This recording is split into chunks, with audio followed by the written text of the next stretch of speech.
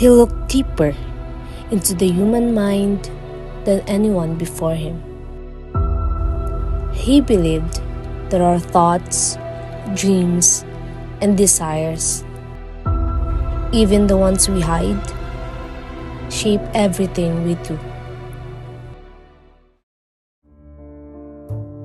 Sigmund Freud was born on May 6, 1856, in Freiburg, Moravia, now part of the Czech Republic.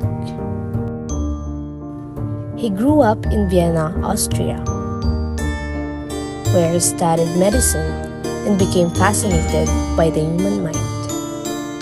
Freud believed that our unconscious mind, the hidden part of our thoughts, feelings, and desires, has a powerful influence on how we act. He also believed that our childhood experiences shape who we become as adults.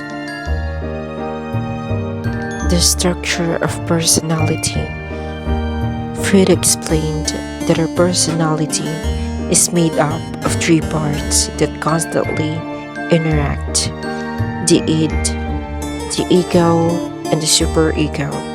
Let's take a closer look. The id, the pleasure seeker. The id is found deep in the unconscious. It operates on what Freud called the pleasure principle. It wants pleasure, and it wants it now. It is impulsive, childish, and doesn't care about rules or consequences. The id says, I want it, and I want it immediately.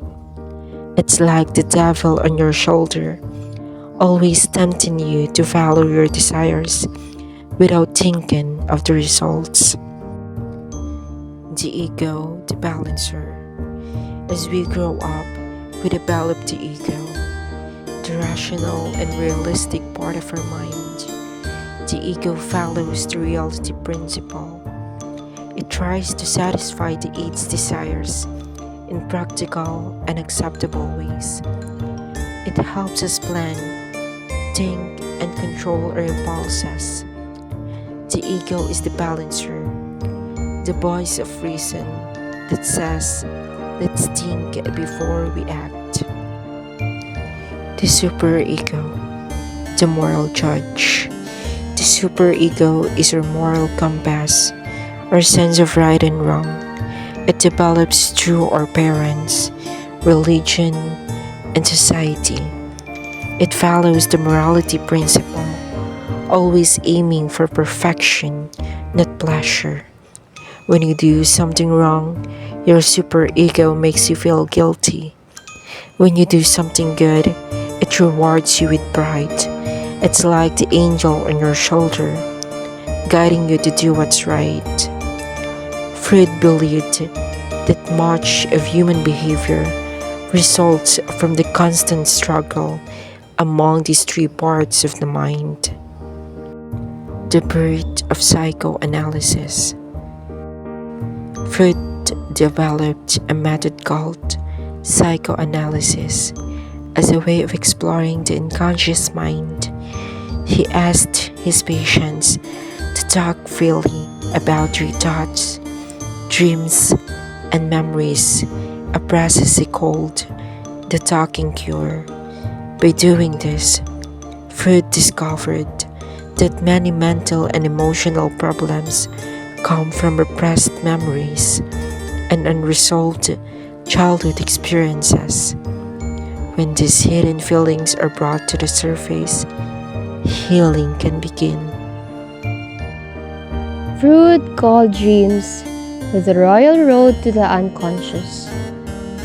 He believed that dreams express hidden desires and fears that we repress while awake.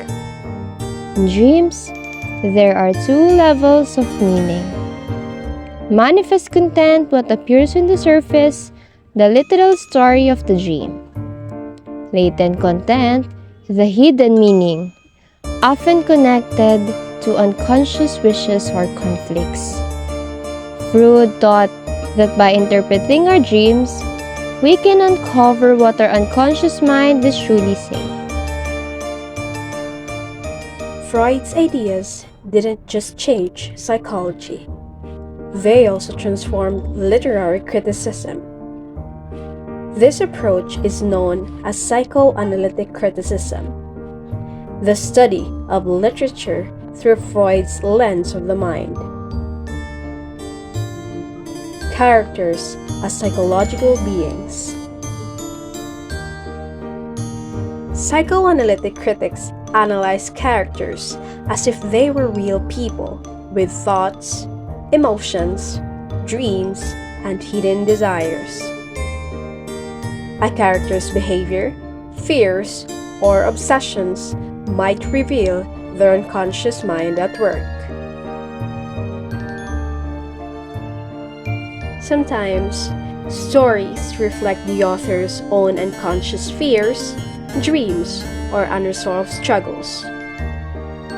Freud believed that writing is a form of dreaming while awake, revealing hidden parts of the writer's self. The text as a dream. Just like dreams, stories can have two levels of meaning. The manifest content, the surface story, and the latent content, the hidden truths beneath it. Critics look for symbols, metaphors, and images that hint at what lies under the surface. Symbols and repression. Psychoanalytic critics search for symbols that reveal repressed emotions, desires, or feelings the characters or authors try to hide.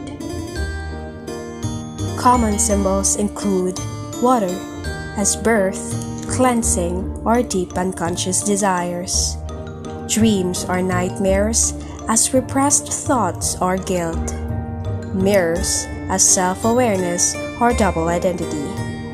And lastly, darkness as fear, repression, or hidden truths.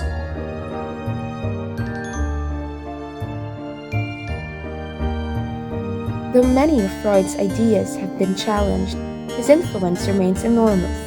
It changed how we talk about the mind, the self, and the power of our past.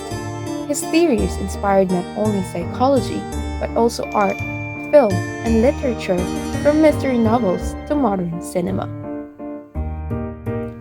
Sigmund Freud taught us that the mind is more than what we see. Beneath every action lies a world of memories, dreams, and desires waiting to be understood. And so, as Freud once said, being entirely honest with oneself is a good exercise.